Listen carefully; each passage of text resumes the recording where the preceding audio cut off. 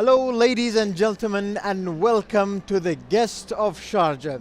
This show where we meet one of the most amazing guests, whom every one of them has a story, and we, of course, have something to learn from our amazing guest. We are right here in the center of Sharjah's International Book Fair in its 42nd edition. Sharjah, where books, where reading, where science, where technology meets, right here in Sharjah. And of course, ladies and gentlemen, in the Guest of Sharjah, of course, in all of our episodes, we have met some of the most amazing guests so far. And today, we are happy to welcome Mr. Pinod Shankar, an author and a career coach. Welcome to the Guest of Sharjah. Thank you. Thank you, Abdullah. Thank you so much. How are you doing, sir? I'm very good. How was your morning? How was your day? Hope it's beautiful.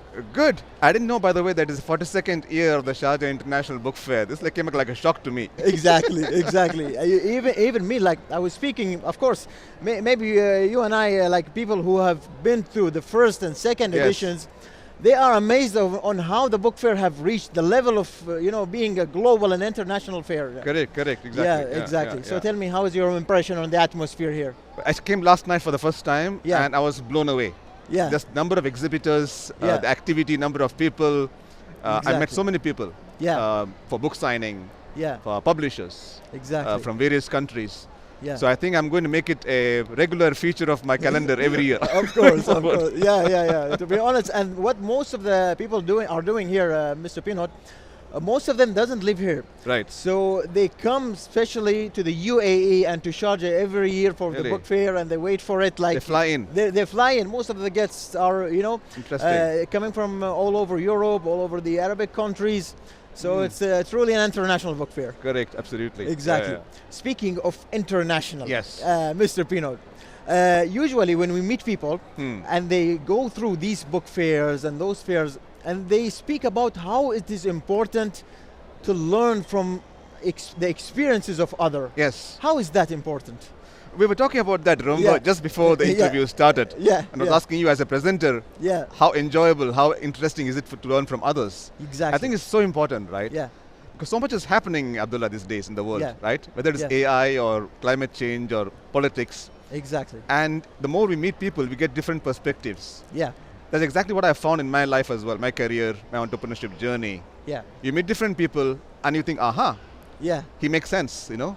Or maybe what I thought was not so correct. Yeah. Or maybe what I thought has been confirmed by him. Yeah. Either way. So I think this event like this is a great opportunity to bring people from different places. Exactly. Publishers, authors, participants, people like yourself. Thank you so much. And it's a great initiative. Of course. And I think we should continue making it bigger and bigger from every year. Of course. Even sometimes, Mr. Pinod, when you think you have known it all. Yes. And but when you see some things from a different perspective, you get blown away. Exactly. And especially when you meet smart people, experienced people, like I'm sure you have met many people. Yeah. And I was telling, I'm envious of your job. Yeah. Because you meet so many interesting people. Exactly. And you learn so much from them. Yeah. Every time. Of course. Mr. Pinod, yeah. You are a career coach. What's a career coach? Well, I'm actually an executive coach, but very similar to career coaching as well. Okay. So it's a similar... it's similar, but executive coaching is focused on leaders. Executive coaching. So it's especially for executives. Yes, for the C-suite. Okay. Senior managers and above. Okay. So what the executive coach does, Abdullah, is basically, in one word, clarity. Okay. So what a lot of people lack in their career, I find, is lack of clarity. Okay. Who are they? What do they want to do? Yeah. Which company or culture fits them best? Okay. What is my values? Yeah. Things like that. So I think a coach does not tell people. Yeah. He's not a teacher. He's not a trainer. Yeah. But I sit with Abdullah and find out, what does Abdullah really want to do? Okay. What are the questions which Abdullah hasn't been able to answer? Yeah. And then maybe the coach can ask questions. Yes. And the answer comes from Abdullah, not from me. So that's the difference between a teacher and a coach. Yes. A teacher will be, it's a one-way conversation. Yeah. I teach you accounting or finance or business. I mean, you're a business graduate. Yes. Exactly. I teach you that, and you know how it is. It's one way. Yeah. You sit, you take notes, you pass an exam. Of course. Hopefully. Yeah, hopefully. Yeah. A coach is very different. A coach, because we are dealing with mature people, we are dealing with complex issues. You cannot tell them exactly what to do. Yeah. I cannot tell Abdullah, this is what you should do in life. This is a career you should choose. Because your values, your skills, your traits are very different. Yeah. So that's the difference it's a huge difference, by the way, between coaching and training. Exactly. Of course, Mr. Pinot. But Mr. Pinot, you are an executive coach. Correct. Yes. So even executives, yes, they need coaching. Wow, good question. Why do executives need coaching? Yeah. I'll tell you why. So, and this is actually my experience as well. Yeah. In corporate, I was finance director at Nakheel. Okay. And then I set up my own company. I was CEO of my own company. All right. What I found, Abdullah, very interesting. The higher up you go, the less feedback you get. The less feedback you get. Maybe people stop telling you the truth? People stop telling you the truth. They're scared. Yeah. And they tell you only good news. Uh-huh. Abdullah is a great leader. You're amazing. You're a visionary. You're this. But they never tell you the other side. Yeah. Which you need to learn to improve. Of course. So what a coach does is basically for such people, hold up a mirror. Yeah. And say, Abdullah. And show them what's right and what's wrong in them. And show you who you are. Who you are. Yes, and what's right and what's wrong. Yeah. So, and it becomes very important because that, as you know, Abdullah, leaders have a big impact. Yeah. And if they don't know which way they're going, they can make mistakes and damage a lot. So that's why executives need, in fact, a lot of CEOs have coaches for this very reason. Yeah. Yes. Yes, I see. Because even it's an interesting point, Mr. Pinot, like being a higher manager, an executive, or a CEO. Yes. Maybe people will start telling you what you want to hear and what's right, and some of the things. So sometimes you need the people who tell you what you really need to change, even in yourself. Exactly. Yeah. And people will only tell you what you want to hear, and they will not tell you the bad news, and you start thinking that you are a great leader. Okay, yeah. Right? Yeah, yes. So, which brings me to an important point you just raised now, Abdullah. Yeah. Who do you need? Who are the people who will give you good feedback? You need some people who are smart, obviously. Yes. Who are bold, who are not scared of the CEO or CFO or CIO. Okay. And who care about you. Yes. So my own transformation journey, which of course I mentioned in the book very clearly, of course. Is this exactly. Yeah. I luckily had someone in my company who was not scared of talking to me, who was smart, and who cared about me as a leader. Yes. And I thank that person for giving me that feedback at the right time. All right, all right. Absolutely. So getting to that and getting to the book, Mr. Pinot, that person was a kind of an inspiration to write a book? That person or in your career maybe? That person changed me. That person helped me in my transformation journey, Abdullah. Okay, nice. She was my HR manager. Okay. And I hold her in high regard because she was not scared of talking to me. Of course. And she changed me from what I was to what I am now, which is not the amazing leader. None of us are perfect. Of course, yeah. But much better version of myself than I was 8 years ago or 15 years ago. Yes. And I thank her because she was like my informal coach. Yes, informal coach. Yes, of course, of course. Yeah. Because even Mr. Pinot, sometimes you get scared of maybe advising some people. Maybe not everyone takes it the same way. No, they don't. Yeah, so it's good to have someone who is have the courage, who has the courage to tell you. Yes. Yeah, absolutely. In fact, she is married and she used to go and tell her husband. After giving me feedback, and her husband would say, "You're going to lose your job tomorrow." Because this guy is successful, he's senior, he doesn't have to listen to you. And she used to tell me, and we used to laugh about this. And she said, "You are one of the very few leaders who was open to feedback that I have met. Most people at that level, that age, they're closed. They're closed. And like, why should I change? I'm successful." Yeah. No. And even, even Mr. Pinot, before moving into another subject, maybe when you get to a certain level of success, or to a certain level of a position or in a higher position, maybe you feel it automatically comes that you feel like you don't need an advice from someone. Correct. Or I cannot take an advice from someone who is maybe in a lower position than I am. So that happens sometimes? It happens a lot. I think it happens most of the time. Yeah. I coached a lot of people working in the UAE and GCC. And they tell me this. I cannot talk to my manager. The manager is CFO or CEO. I say, why? Well, they are very rigid and they're not open to strict. They're not open to feedback. I don't want to lose my job. Exactly. So they're trying. It's difficult working with people like that, Abdullah, who are not open. Of course. You know how it is, right? And being humble is really something different. Even Mr. Pinoy, I think when I say humble, to be honest, I cannot find a better example than the rulers of our country, the Sheikh. To be honest, I cannot miss saying this example. Attending the opening of the book fair, the attendance of His Highness Sheikh Dr. Sultan bin Muhammad Al Qasmi, when you see the rulers, even the ruler of the Emirates, having this kind of humble, even no matter in what position you have in your company or your work, you cannot not be humble seeing them. Absolutely. Yeah. I was looking at a LinkedIn post of Sheikh Mohammed bin Zayed driving a Land Cruiser on his own in Abu Dhabi. Yes. And someone took a picture and put on LinkedIn and he was waving at them. Yes, exactly. Which other country would you see won't have it. The president driving like this? Yeah. You know? And walking into crowds, restaurants, meetings. Yeah. Informally. Of course. I think it's a great model. And it's a bless for the people. Absolutely, blessing for the people. Absolutely, that's why the country is where it is now. Of course. All right, Mr. Pino. Now we are now excited after hearing the amazing introduction from you and the amazing experiences that you had in your career. We are excited to hear about the book. Sure, right. We have reached to the book. Right. So if you can tell us about it. Right. Let me show the book first. Yes. It's called "Let's Get Real." Okay. 42 Tips for the Stuck Manager. It's an interesting headline. Let's get real, right? Well, this one, let's get real. Let's get real, yeah. Well, the advice came from one of my friends who said, whenever I get up to speak at speeches, I always say, let's get real. Okay. So why don't you make the title of your book, Let's Get Real? All right. I said, okay, let's do that. Okay. Yeah. Okay. So the book, just to ask Abdullah, the book is about pretty much what we talked about, really. Yeah. Is to help managers who are stuck. Okay. Who have reached a certain level and who feel stagnated, bored, disengaged. Yeah. Why am I here? What am I doing? Yeah. Is this life?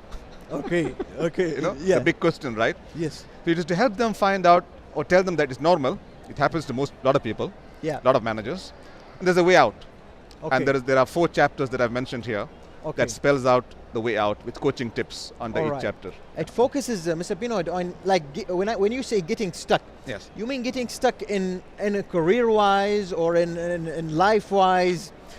What does it focus on exactly? So good question. Yeah. So let me give you a bit of background, right? Yeah. So a lot of people are highly qualified, educated, Abdullah. Yeah? They go to college, BBA, MBA, CA, CFA, whatever, right? Yeah. And they rise up. Okay. Right? Yes. And then they get comfortable. Good salary, good car, good house. Yeah. Decent job. Yeah. But then they get too comfortable. Yeah. In some places, you know what I mean, right? They get too comfortable. They lose that hunger for achievement to reach their potential. Yeah. And they don't know themselves, of course. We can talk about that as well. That's what I mean by stuck. And it's really strange because you look at these people, they're successful. But they stop working, you mean, Mr. Pino? Or they stop having further dreams? They stopped having further dreams. They lose enthusiasm for career and life. Okay. They'll come to the office 9 to 5. Okay. They will tick the boxes. Yeah, exactly. They will attend meetings, but no new initiatives, no excitement, no vision, no clarity. Yeah. And you'll find this a lot because people have reached a certain level and now they're thinking, okay, I've reached here because of I'm smart, I'm hardworking, I'm well educated, but I'm not able to move higher. So a manager cannot become senior manager, or a senior manager is not able to become CFO, or a CFO is not able to become CEO. Yes. So I thought a lot about that, and that's hence the reason for this book, really. All right. Yeah. All right. What do you think is the reason for that, Mr. Pino? Like, when you have a dream, let's say I have a dream of becoming a manager. Right. And then I worked hard, I studied, I went to university, and I became a manager. Right. So I did what I wanted to do. So what could be the reason that made me stop and lose that passion, So you said something very interesting just now. You said you did whatever I wanted to do. Yes. Actually, I find in most cases, Abdullah, people do what society wants them to do. Society wants them to do. Okay. Yeah. I call the process socialization. Okay. Yeah. So you know what our parents, the teachers at school, neighbors, uncles, what do they say? You should follow a certain path. Yeah. Be a doctor or an engineer, and we'll be proud. Yeah. Be a doctor, engineer, lawyer, chartered accountant. Make us proud. Of course. And you think, okay, I'll make them proud, and you do it. Yeah. And you qualify, and you get a job, and you make them proud by even rising up the job. Yeah. But then, was it what you really wanted to do?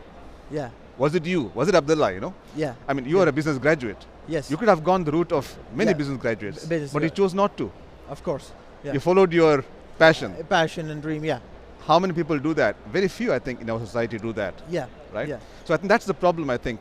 The reason why they're stuck is because, one big reason, all right, they just followed the, they followed the path. The usual route. The usual route is there for you. Why do we need to make it complicated? Yes, what worked for Abdullah, worked for Binod, worked for Tariq, worked for many people. Of course. But it doesn't work like that. It doesn't work like that. Yeah. Even if you are in the safe side, and yes. I think you have to find your passion in order to succeed. And I think experiences differ. Correct. Correct. So it doesn't have to be that I'll follow the steps of this guy. Yeah. The same will happen to me. Correct. So let me ask you, since you've been asking me, how did you find your passion to be in this exciting job? It was a dream, to be honest. Okay. It was, as I told you, Mr. Pino, having an interesting job and having a job you love, I think that's the only drive. So going back to we have been talking about executive and managers. Let's move along, Mr. Pino, to young people, fresh graduates, even high school graduates. Maybe the most important time of their lives, maybe after high school, deciding which field or which studies should they choose. Let's say someone chose a field and studied for 4 years, and then could someone find passion in another job or in another department or field, like in the midst of his life, let's say in his 30s? So good question. Yeah. And a lot of people actually get stuck at that age, between 35 and 40, right? Yeah. Because by 35, you've spent 10 years in corporate life, right? Yeah. You've gone up the ranks, you've learned a lot, you've done a lot. Yeah. So the answer is yes, they can. And I know cases, but it's rare. Okay, it rarely happens. It rarely happens. Yeah, because you get used to the field you're in. You get used to it, comfort zone. Yeah. I know so much. Why do I have to change? Because changing means I have to learn a lot more, new things. All right. And maybe when I reach that age, you don't want to learn too many new things, maybe, Yeah. You're not that open-minded, maybe. Of course. So it depends as well. So people have changed, yeah. but then they changed because they said, this is my potential. Yeah. Not this way, but this way. Okay. So I'm going to go this way. I'm going to take a cut in pay or cut in title. I may join a smaller company, but I'll do it. But it's not easy doing all that, as you can imagine. It's not easy, yeah. So eventually, the best advice is choosing the right field from the start, and following your passion from the start. Yeah, but which is difficult because how do you know your passion? Exactly. Yeah, not everyone knows, to be honest, Mr. Pino. I mean, you were lucky maybe, or you knew your passion. Yeah. Steve Jobs knew his passion. Yeah. Apple. Of course. But 1 in a million people maybe know their passion. So my advice to youngsters is do internships. Maybe in university itself. When you're in university, do internships, do small projects. Yeah. Summer internship, for example, Yes. 3 months, 6 months. Find out about different industries. Yes. Do you really like it? Is it for you? Yeah. Even after you graduate, do some jobs for a shorter term. Don't stay there for 5 years. Yeah. 1 to 3 years. It's okay. People will understand, right? In your initial career, if you keep jumping around, people will understand. They should understand. Recruiters, right? Yes. At the end of 25, 27 years of age, you will understand, okay, this is what I want to do. I don't want to do this, but I want to do this. Then it's all clear. Then becomes hopefully clear. It becomes clear. But it doesn't mean you won't change your mind again. Yeah. It could happen. People change, Mr. Pino. People change, exactly. That's what they don't expect. Yeah. People do change a lot in the long term. Yes. People do change, absolutely. I see. And sometimes, Mr. Pino, an important question, an amazing advice someone gave me one day was like the 20s or before you reach 25 or 26, it's the age of trying. Yes. It's the age of going and taking risks and everything. So, Mr. Pino, in the road to becoming a manager, yes, what are some of the mistakes, headline mistakes that people fall into? Well, I think the biggest mistake they make, hands down, is people place too much emphasis on technical skills, Abdullah. Yeah. The accounting, finance, engineering, whatever. Yes. And they ignore the soft skills. They ignore the soft skills. Which is how to get along with people. How do you manage people? Communication. And everything. Negotiation, listening, teamwork, team management. So what happens is then they get very good at technical stuff. All right. But then they find they don't get promoted beyond a particular level because you cannot manage people. Yes. You cannot supervise people. All right. So then they get stuck. Okay. And this is what I keep telling. Even in this book, a lot of the focus, in fact, almost all the focus, Abdullah, is on those soft skills. Actually, soft skills is the wrong word. I should say life skills. Life skills, yeah. Because the word, when you say soft, you make it sound like it's very easy and not important. Not maybe. important, exactly. Yeah. Or secondary. Or secondary. Yeah. It is actually quite the opposite. It is I very see. important, not secondary. So, I So I think soft skills is something. But unfortunately, Abdullah, whether at home or at school or college, there's not enough emphasis paid on life skills. All right, yeah. Remember, right? Everyone says study finance, study business, study accounting, study engineering. But no one highlights the importance of life skills. Of getting along with people, of connecting, of networking. Yeah. So I know people who are 40 years of age, you will not believe, who don't know how to network, who do not know how to network. Yes. Like I had to teach them. Exactly. How do you make friends in the professional world? Because they have always been, on the focus, on the work side, on the work technical aspects of the job. So that I think the answer is the one thing I wish youngsters would pick up in college. Yeah. Before they enter the workplace. Yeah. To make them employable, is learn soft skills. Absolutely, get your education, your accountancy, whatever, your technical education. Absolutely, that is important. But don't forget the life skills, exactly. All right, exactly. Mr. Pinoy, at the beginning of the meeting you said that I learned from people. Today we learned from you and we had an amazing time interviewing you. Thank you so much for being here. It was a pleasure, Abdullah. Thank you so much. Much appreciated. Thank you. Much appreciated. Ladies and gentlemen, we thank Mr. Pinoy for this amazing information and of course the amazing advices that he gave us. Of course, both the executives and both the young people will use these amazing advices, and that, ladies and gentlemen, will be the end of our episode today. Thank you so much for watching, and we will see you hopefully in another episodes. Be safe and goodbye.